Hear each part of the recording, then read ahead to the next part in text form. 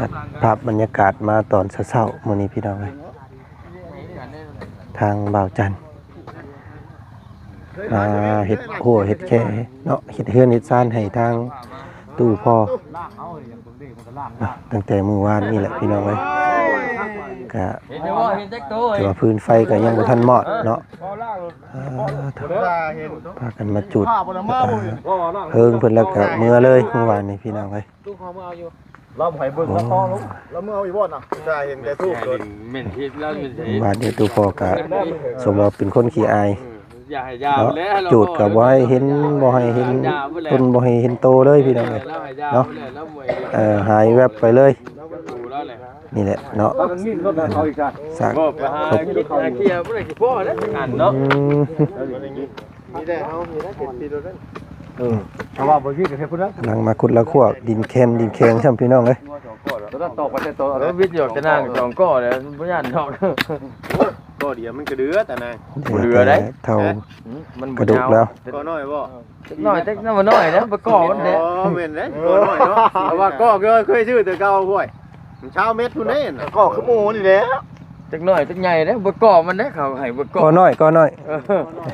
ทำก็ใหญ่เนี่ยมันฮอดเบิดแล้วพวกก็น้อยซื่อเด้ผ้าก็โอ้ยมื้อเอาน่ะผ้าเนาะมีอยู่ผ้าก็ตัดไม้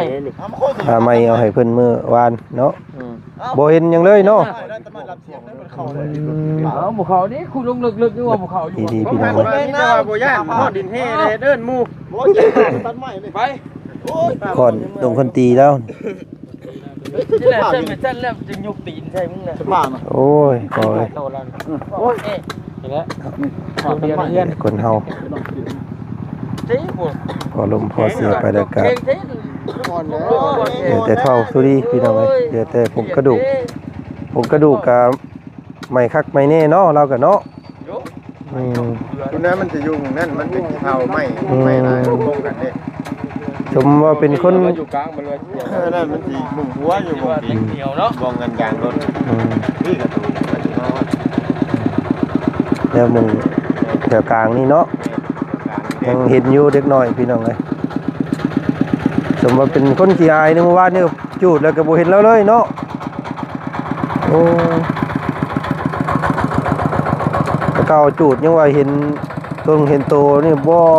พี่น้องเอ้ยสังเกตว่าบ่มีรูปพ่อนี่เราอายถ่ายรูปเราแต่เก่าบ่ได้อยู่ให้อยู่หน้ามีแต่เล่นปุ๊บพี่น้องเอ้ยแบบว่าบ่เข้ากล้องนะ ก็เลยบ่มีรูปนำเพิ่นบ่ค่อยมีรูปงามนำหมู่แล้วนะเราบ่ค่อยถ่ายรูปญาติบ่เนี่ยมีแล้วเข้ากล้องมาก็เข้า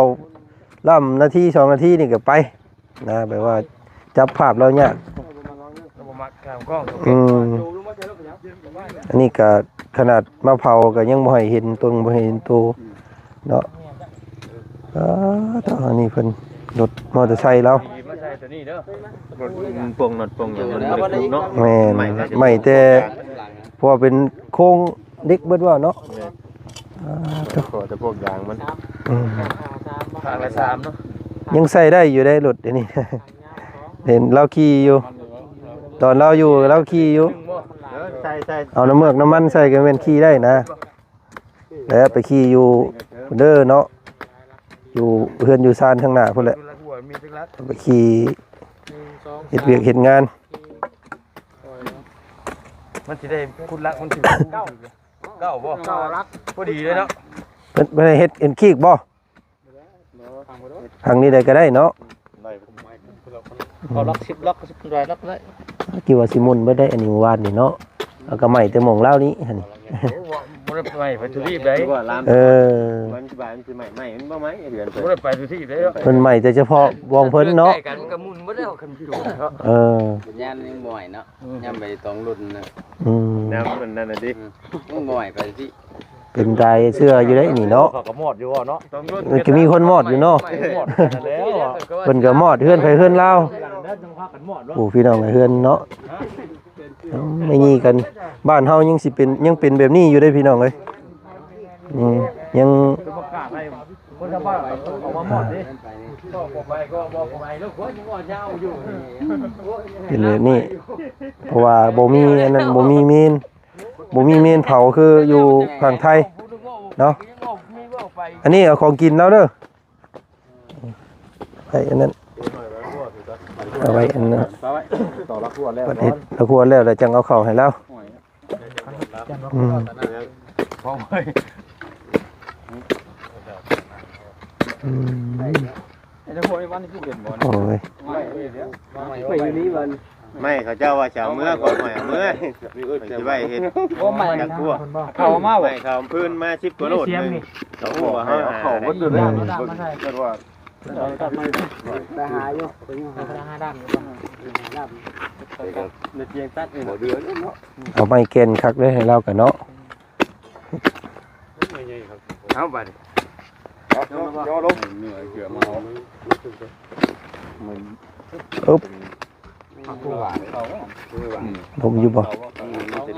ดินเฮช่ำเนาะมองเรากะ เห็นลงคนรถพอดีเลย ผมมาเลย มือไหนถึงดูอะไรเด้อ ใช่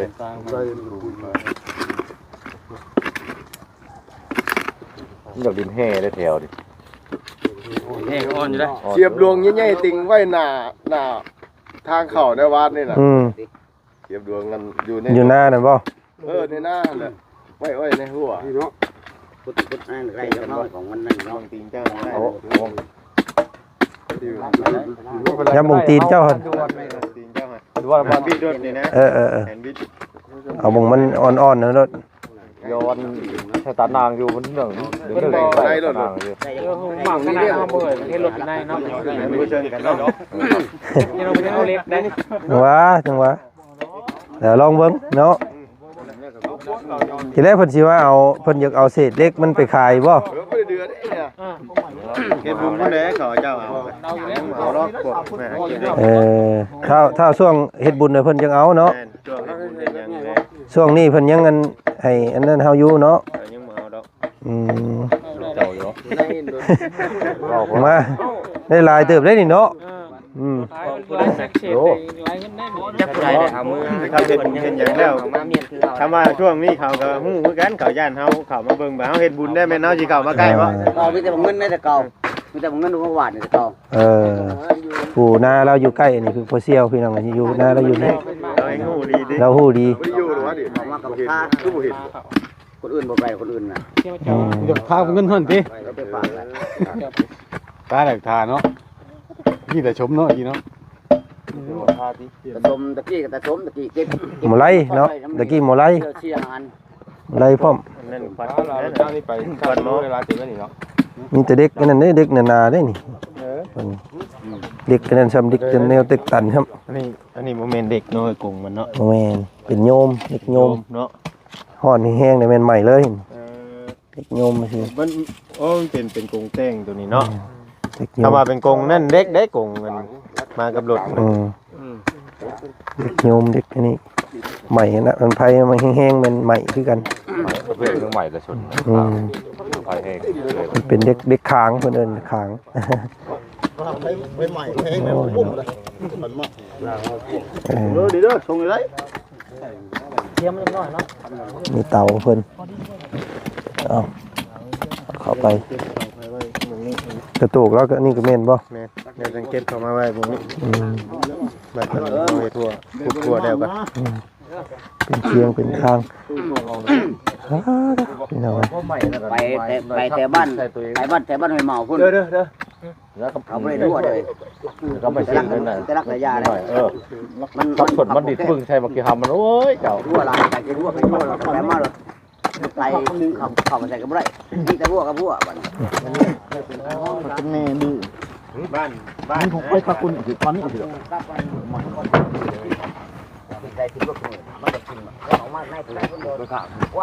พี่น้อง ไปปลาไปลงจังคุดมันจังคุดใส่แล้ว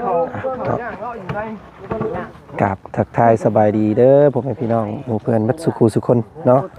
วันนี้ทางบ่าวจันทร์พี่น้องไอ้เนาะบรรยากาศตอนเช้าๆตัดภาพบรรยากาศมาทางปราซ่าเด้อพี่น้องเด้อเนาะ เป็นมื้อที่สองของพ่อจากไปพี่น้องเอ้ยเนาะก็บ่เดือหยังแล้วบัดนี้พี่น้องเอ้ยเนาะซากศพหรือว่าหุ่นกายเนาะเป็นผงเท่าทุดีแล้วพี่น้องเอ้ยเนาะเหลือแต่ภาพแต่ห้อยเหลือแต่สิ่งความทรงจำนี่แหละพี่น้องเอ้ยเนาะจะติดในหูในตาหรือว่าในหัวของลูกๆทั้งหลายพี่น้องเอ้ยเนาะได้จากไปแล้วทางพ่อบุญมาเนาะทางพ่อของเบาจันเองพี่น้องเอ้ยในใดก็ขอบพระคุณเด้อเนาะพ่อแม่พี่น้องหมู่เพื่อนมัดสุขุสุคนที่ร่วมทำบุญนำตู้พ่อเนาะก็ล่าสุดนี้ก็สิมีทางพ่ออินทิซอนพี่น้องเนาะเพิ่นร่วมกินทานเข้ามาก็ขอบพระคุณทางพ่อได้หลายเนาะขอให้พ่อมีแต่ความสุขความเจริญเด้อพ่อเด้อเนาะมีแต่ความหังมีแต่ความแข็งแรงในกายสบายในใจพี่น้องไอ้เนาะพอปรารถนาสิ่งใดก็ขอให้สมใจปรารถนาทุกสิ่งทุกอย่างเด้อเนาะแล้วก็มีทางเอื้อยเนาะอารมณ์ดีพี่น้องไอ้แล้วก็ทางเอื้อยมอมเนาะเพิ่นขายกับข้าวอยู่ทาง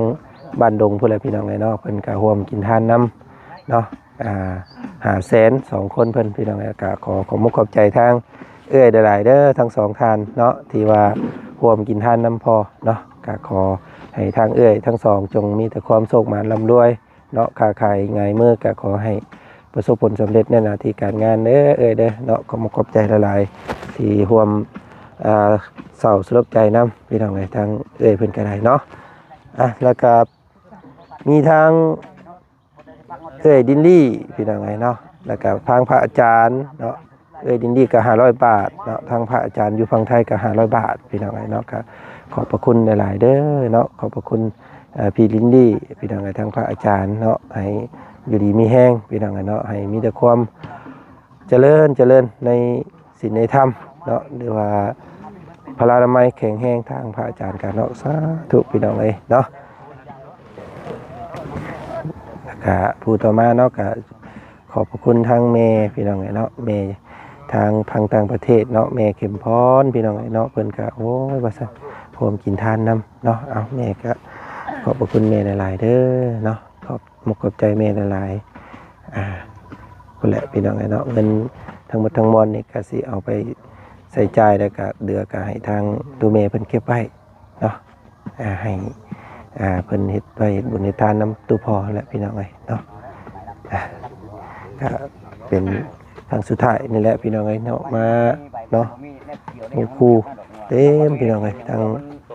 เนาะมันบ่มีแต่มีแต่เท่าบอกโยทุกคน เฮ่เลยเพราะเฮ่ลงเป็นลงเด้อเนาะ จุดเอาลักเป็น จะรักไม่แข็งๆเนาะหัวเราหมักอยู่หรอก ถามเด้อเด้อ ถูกถูกแล้วกลัวนี่ก็ลืมไปแล้วนี่พี่น้องเลยแกนคักซ้ำนี่แหละเอาไว้สัวลูกรุ่นลูกมาเบิ่งกะจังบ่ฮักบ่เพมีผู้ใดญาติซิงเอาเด้อ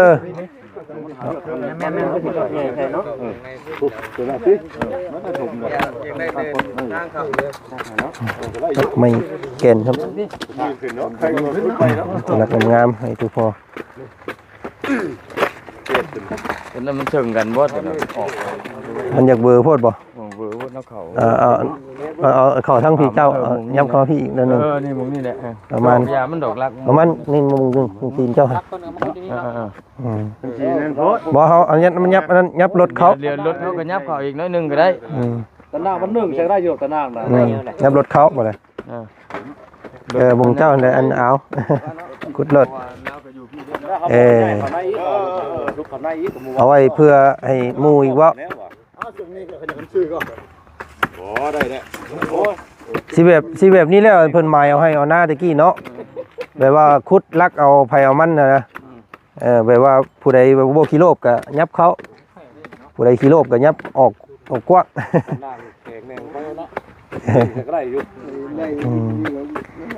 มันก็เกือบซ้ำกันเนาะอันนี้ก็เนี่ย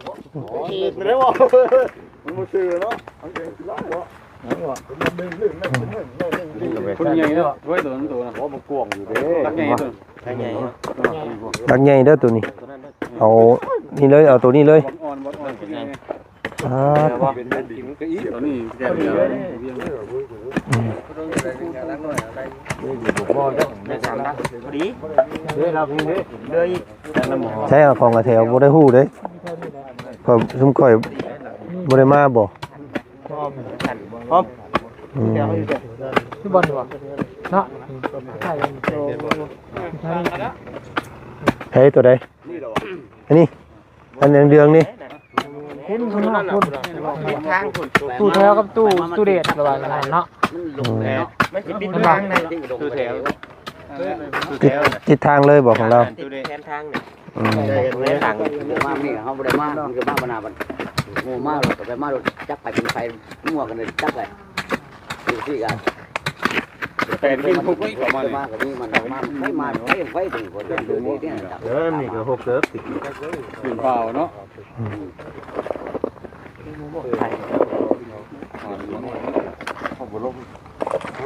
หน้าเสา ได้การนี้พุทธได้พุทธ อันนี้เป็นมันเป็นมงอันนี้หัวเราเนาะหัวเราอยู่ คือตัวก็อะไรดำ อืมมันบ่อย่างใหม่เนาะเป็นหัวใจหัวอย่างเราเนาะ นำเอาไปเนาะ เป็นพวกอยู่ในพุง นำเพิ่มนำนะ อืม ท่าจะบอลเนี่ย เป็นธาตุพี่น้องก็ เข้ากลางมาแทน มันแตกมันยังอยู่บ่วานนี่อันรถนี่ได้บ่ได้แตกบ่ บ่แตกหรอ ตีนมันนั่นแหละ ตีนมันพวกได้เนาะ ไก่พวกรถนี่มันบ่ค่อยระเบิดดอกเพราะว่าขนาดเฮาเห็นน้ำโทรทัศน์มันใหม่นั่นน่ะใช่ยังบ่ได้เห็นเลยจักคัน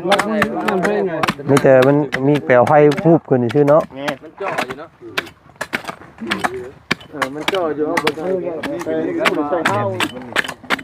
เอาไปคักเราก็ได้ มันตุกที่นี่แล้วนี่น่ะน้ำมันเครื่องมันเดือดก็เครื่องออกเลย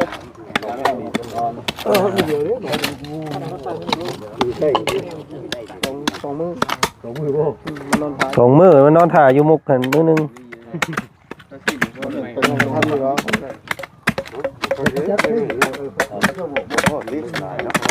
โอ้ยเอาเลยกระดูกกระเดี่ยวให้เห็น นั่นดิอันนี้บ่เห็นเลยได้ถึงวนอยู่เห็นนั่นนะ เราคนบุญมา เราอายเนาะคนที่อายเนาะ เห็นว่า ลูกๆก็พากันแนมอยู่พากันส่องเบิ่งว่าสิเห็นเราอยู่บ่เห็นเด้อืม มาสมือรถงานถ่ายรูปเลยจังหวะถ่ายมันใต้ นี่ก็แม่นเนาะ เครื่องไทยผสมเบื้อง ดุแล้ว มันหน้าพอดีเลย ยากเลยสิจับหูบเราได้นะปินใช่ปินครัวอยู่หั่นแล้วบ่อยากให้ถ่ายได้ เชือกมัดเม็ด ถ่ายกล้องเออ มัดเม็ดท้ายบัด นอกจากไว้ว่ามีเรื่องสำคัญดีๆยังจับเข้ามานั่งคักนี่ได้จังว่านั่น ขึ้นมาบ่ โอ้ย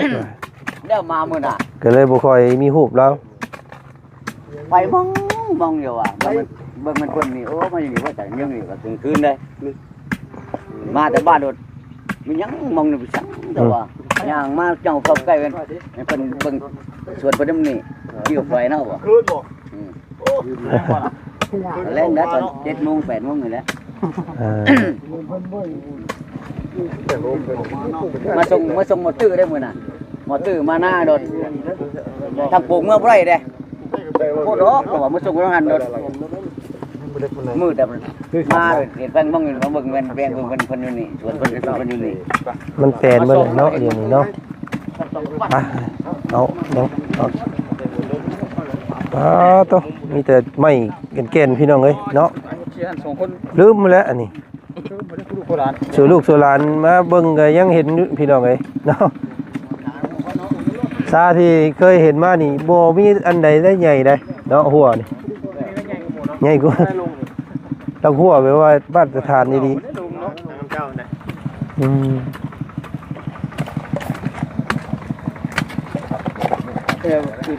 นบ่คือเฮียแห้งเนาะ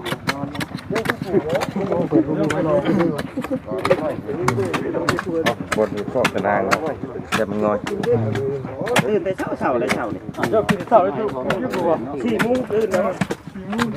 อันนี้จ่ายเพิ่นนะบ่ยังบ่ได้จ่ายบ่ได้ขึ้นมาจ่ายจะเอาให้ขึ้นมาจ่ายก็น้อย นี่เลยกดได้2ตัวน่ะได้เส้นกระดาษท่านกดได้น่ะ อย่าได้ละเชื่อเงินเนาะเวทน้ำหมด บัดมาทอนถูก น้ำกันเหมือนกัน อันถอดด้านนี้ออกมันถอดตะนางเพราะว่า เดือนก็100ความพุ่นเสือสิจักมากกัน100ความต้องจักไว้ไล่ ทำไมให้เราหลายๆโดดเนาะมาตรฐานเด้อพ่อเด้อเฮ็ดให้งามๆเน้นหนาเฮือนอันพวกแค่ก็ได้ เปิดได้จ้ะนี่มาแต่ตะลักนี่ตั้งตะลักนี่เปิดขึ้นบนท้ายนะนี่เขาจะขายทั้งนี้แต่เขาขายแล้ว แม่น ถ้าเขามาจอดแล้วเขาขายเขาขายทุกตัวอยู่รถ เฮ้ยเบิ่งว่านี่ว่ามันกำลังมาอยู่แม่นบ่ พี่โบรถได้คนจะมาเลยนะมาเลยมาเลย ดมบ่ ไม่ต่อ ลงเฮ้ย ย่อไม่หมด เทียน เจ็ดมาพี่เร็ว เอาขึ้นขึ้นกันแรงไหม น้อยเนาะ ถากป่ะ ถากก่อน เรื่องบนเลยเรื่อง ต้องเข้าไปตามนี้เลยเนาะ อันนี้นี่เฮาพังไว้ตลอดเลยแม่นบ่บ่ได้ก้นได้หยังบ่ได้ บ่นี่วิ่งเลย มีนเลย เห็นไหมล่ะ เอา ลืมพุ่นแหละ พี่จะเกี่ยวท่าพี่เนาะ 10 ปีข้างหน้ายังเห็นอยู่อันนี้น่ะ10 ปี20ปีก็ยังบ่ดอกดอกอันนี้พี่น้องเอ้ย เน้นเนื้อ แต่ไม่เก่น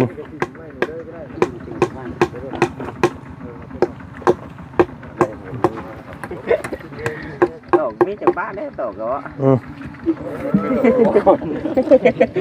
ใช้เบิ่งไอ้ตอกมา ทีมือตอกก็ว่า รักแข็งได้แล้วว่ะ ต้องมันแข็งเนาะ นี่บ่ มาต่อไม่ได้ผมงอกเอาผมงอกลาย เบิ่งง่ายนี่ ขอนอยู่ทางนี้ขอนเบาเนาะ ถึงได้ ขอนของจีนวะเบาเลยจับผมอย่างนี้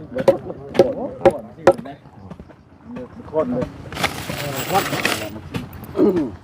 กิ้วเกลือที่ไหน สองทีอ่ะ นี่บ่ตรงนี้เนาะ นักเอาไว้ต่ำเนาะมันดึงมือกับไปน้ำ เบิ่งง่าย ได้เด้อ มันแข็ง แล้วต่อนี่เลยพวกน้องคือกันเลยมาอันบาตัวมาจากต้องลำอีกมาตัวมาพักไปน้องแขกเลยคนงอกหลายคนงอกไอ้พุทธก็หมายแล้วฮะคนงอกได้ได้ป่ะเขาจะตอกอีกป่ะเขาต้องพับมาได้ตอกอีกดึงใช่ไหมดึงว่าไปเลย พ่อต่อก่อน นี่ก็เนาะ ยังดึง ไปย่ำใดก็ไม่ถึงปุ๊บไปกับลำเราหายได้เลยได้ไป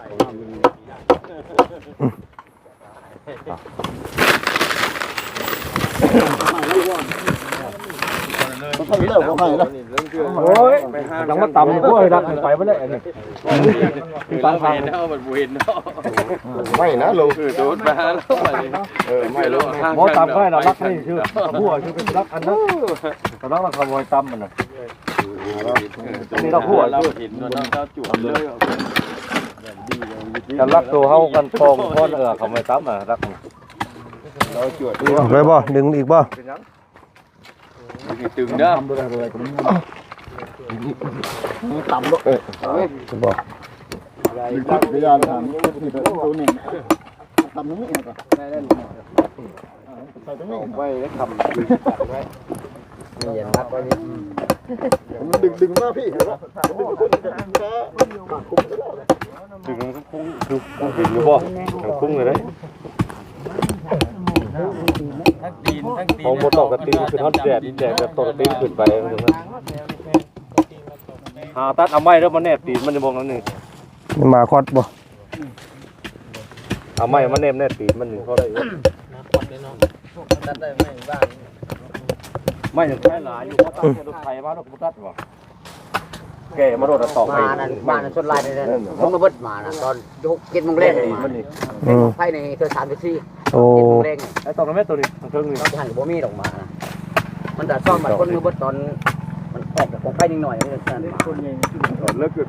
ตัวนี้เลิกคอนเสีย บ่ได้มีมันมาคาบเอาแล้วที่เนาะ พุ่งได้ตำกันคุกกันก็มีมาแต่เถื่อนะ แม่เขามาหิน เพราะว่าอันเผาลูกเผาก็เบิดอยากเกือบเบิดได้เนาะ ตอกตีนมันตึง นี่เนาะ เราว่าไม่ ออกก้อนไม้นะตอกได้อย่างไร ลุงมีเปียกระโปง น้ำเผาได้จับ แต่ลุงมีพอประกอบกันเรียนตากระต่ายออก ไปหัวแห้งไม่ได้อยู่นะติดขึ้นกันสองอันของสมบูรณ์คือมันก็พอแต่พอเดี๋ยวต้องเดืออะไร เดือนนะ คิดไปยักไปนี่มันก็อยาก3 เมตร 4 เมตรเด้อ3 เมตรปลายเด้อ เนาะอยู่เฉพาะมันได้ปั๊มไม่ดีแล้วเฉพาะยังไม่เห็นได้ 3 เมตร ไปนี่3 เมตรปลายได้นี่ไปนี่ มันว่าของมัน ไปพุ่นมันโอ้มันตกอยู่7-8 เมตรพุ่นบ่ยัดตะนางมัน มีของกินผ้ามีดน้ำเด้อพอเด้อน้ำส้มน้ำเป๊ปซี่น้ำมงน้ำหวานข้าวก็มีลาบซีน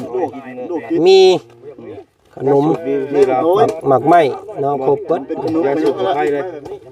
โอ้ตัวยาสูบแล้วเราบ่นี่ ขนมหมักชีดีก็มีมีเราจัน มีบ่ยาสูบให้เรา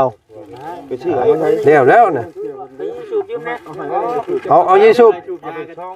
เรากับไฟชื่ออะไร มีเป็นช่องเนาะเปียเนี่ย สูบเลยจะเป็นนั่นเป็นตับเป็นปอดนั่นแหละ สูบยังหลายเด้อ สูบยาแดงเขาเลย บ่เราสูบอยู่อันนี้ก็สูบอยู่เดี๋ยวเพราะว่าค่าเราเข้าอันอยู่หั่นนั้นเราบ่ได้เราสูบจนนี้ เราสูบตัวนี้ว่าแต่เก่า อย่าเอาหอยไปเด้อพอเด้อ คนขับไปมันขมัง กับไฟแล้วหายเรา ไม่เดือได้ผู้บุกเคยสูบอะเขาเคยสูบยานี่ยังกระสุบกันเนาะ วัดหรอ จ้าเขา พอจะมีถูกแต่ใบไม้ยังปิดกิน คือจ้ากระเจี๊ยบของเขา มีดนะ ยาของพี่น้อง10 คน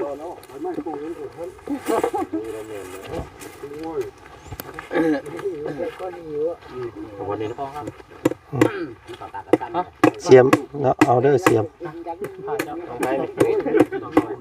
แต่พออยู่ก็ยาเราแล้วมันจะถึงกันอยู่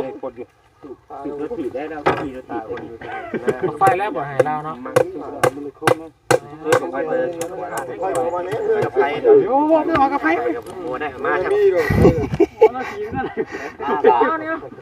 ไปโอ้ยเว้ามันมีกอกยาบ่มีกอกไผกับไผให้เราแล้วก็บ่มีมึงเราไปหายืมหมู่ถึกแล้ว ไปบ่ไม่ถอดเนี่ย ของกินนั่นมาใส่ดีกัน ได้แล้วแม่แต่เยียงก่อน ได้แล้วก็ไผได้แล้วแน่ อีบ่นี่ เอาชื่อเด้อมีกาแฟมาพี่ ได้แล้วกอกนึง ทำเห็นไปเกียนแล้วหลักกันเลยยอดตีอยู่แล้วชูดมาแล้ว ยังอันนั้นอยู่พี่น้องเนาะวงน่าสิเป็นส่วนเด้อต่อยาให้น้องเคยต่อยาให้ ลำไส้เนาะมันใหม่ยังใหม่บ่เบิด ใจเด้อน้องเคยเด้อ ทั้งนี้ผมเนี่ยไปรับสิถ้าเฮาจะแก้อยู่บัดจะว่าเฮ็ดบุญง่ายเพราะได้แก้ได้ให้เด้อน้ำเด้อยังไงแนะนำผมว่าอยู่น้ำก็ให้ใครตันเป็นไปแล้ว เราหย่าแล้วเราว่าลาบแล้วเราว่าเราว่า อย่าแล้วเราพ่อแล้วเรา เรานั่นแหละเราเลิกแล้วตัวน่ะเราสูบแต่ยาอันนี้ซื้อ เตรียมจงนะ ตรงนะพูด ไปแม่เจ้าบอกมาเจ้าก็ไปบอกได้พูนไปชงจังหน่อย ว่าปืนส่งก็ได้พวกนั้นนะสิเป็น บ่ได้เลย ไปยืมกับ เดี๋ เพื่ ย อ วน บ่ นะ นี่ ไป เดี๋ยวบ่เซ็นบ่ บ่ได้เลยเจ้าของยืมเออ เตรียมเราคือต้องหรอบ่ ก็ให้แล้วว่า ไปมาดิ แม่นเนาะเอาแล้วเนาะผมมุกขอบใจเด้อมุกขอบใจอันป้าลุงหลายๆเนาะ มึงกี่ถูกกี่มึงเลย เอาเมื่อปากกันเด้อสะพอเด้อเอาไว้กินข้าวน้ำพวกลูกก็มาเฮ็ดให้ซ้ำนี่แหละเนาะและบัดนี้มือบุญมือสินลูกสิมาหาใหม่อีกเด้อมุกขอบใจหลายๆไปเอาพากันกลับบ้านก่อนพาให้พี่น้องเลยเนาะเป็นภาษาทั้งหลายพี่น้องเนาะเนาะอย่างนี้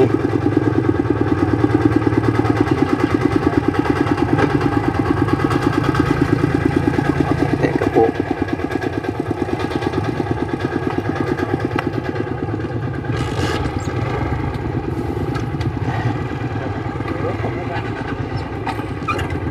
ขอบใจเด้อขอบใจหลายโอเคพี่น้องครับคลิปนี้ทางบ่จันกสิขอตัวล่ำลาก่อนพบกันใหม่คลิปหน้าคลิปนี้สบายดีสวัสดีนะ ตัวทางเราไม่ได้บอก